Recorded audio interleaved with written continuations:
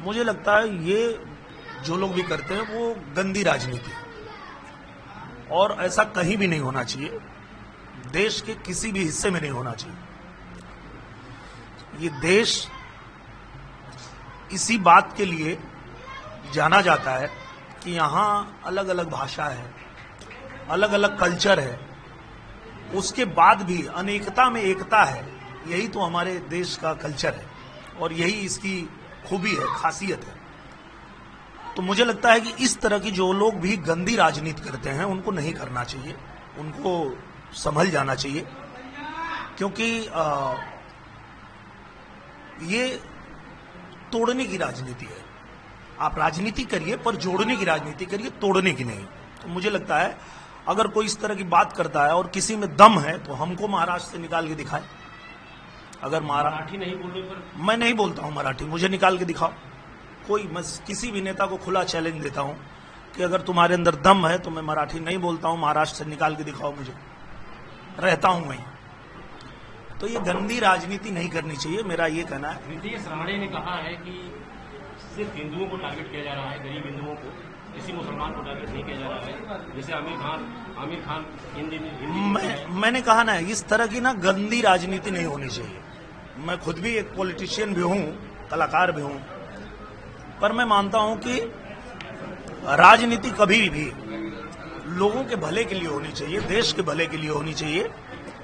इस तरह की गंदी राजनीति नहीं महाराष्ट्र कहीं भी ये कंपल्सरी होना चाहिए। बिल्कुल नहीं, बिल्कुल नहीं। देखिए, अगर किसी की क्षमता है कि वो 1, 2, 3, 4, 5 भाषा सीख सकता है तो सीखे, क्योंकि मराठी बहुत अच्छी भाषा है, बहुत प्यारी भाषा है, भोजपुरी जैसे प्यारी भाषा है, गुजराती है, मराठी है, तेलुगु है, तमिल है, कन्नड़ है, सारी भाषाएं बहुत, सबकी अपनी खूबसूरती है। तो वो सबको सीखना चाहिए अगर क्षमता है तो, पर नहीं अगर सीख सकते तो कोई जरूरी नहीं, किसी को जबरी नहीं करना चाहिए। ये गंदी राजनीति है, ऐसा नहीं होना चाहिए। क्या हिंदुओं को टारगेट किया जा रहा है, ये आप भी मानते हैं? मैं ऐसा नहीं मानता। ये किसी को भी, किसी टोपी वाले को नहीं कहते कि आप मराठी बोलो। नहीं, ऐसी बात नहीं है। जो गंदी राजनीति करते हैं वो किसी के नहीं होते, चाहे हिंदू हो चाहे मुसलमान हो। जो गंदी राजनीति करते हैं वो गंदी राजनीति करते हैं और वो किसी के नहीं होते हैं। मैं तो ये मानता हूँ। अखिलेश यादव 2 दिन पहले गए थे आपकी आजमगढ़ में, उन्होंने अपने कार्यालय को पीडीए कार्यालय बना दिया। ये किस तरह का पहल?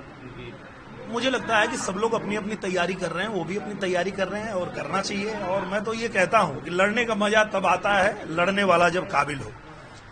तो जब वो वहां आते हैं और वहां आकर के कुछ काम करते हैं तो हमको भी अच्छा लगता है कि भाई पहले तो आते ही नहीं थे, कम से कम हमारे आने का इतना तो फायदा हुआ कि अब उनको आना पड़ रहा है। नहीं तो ये लोग तो जीत के अपना प्रमाण पत्र लेने नहीं आते थे, पर अब आना पड़ रहा है लोगों के बीच। उनकी अगर उपस्थिति हो रही है तो ये अच्छा संकेत, अच्छा है।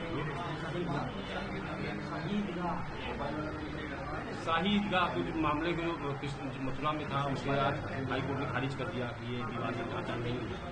ये एक मामला अभी आज हिंदू पक्षी अपनी चीज को अभी फिलहाल खारिज कर। मुझे लगता है कि जो मामला कोर्ट में होता है वो उस पर किसी भी व्यक्ति को कोई अपनी राय देने की आवश्यकता नहीं है और वो उस पर हमको कुछ बोलना भी नहीं चाहिए। सरकार का ये टारगेट है कि काशी के बाद मथुरा।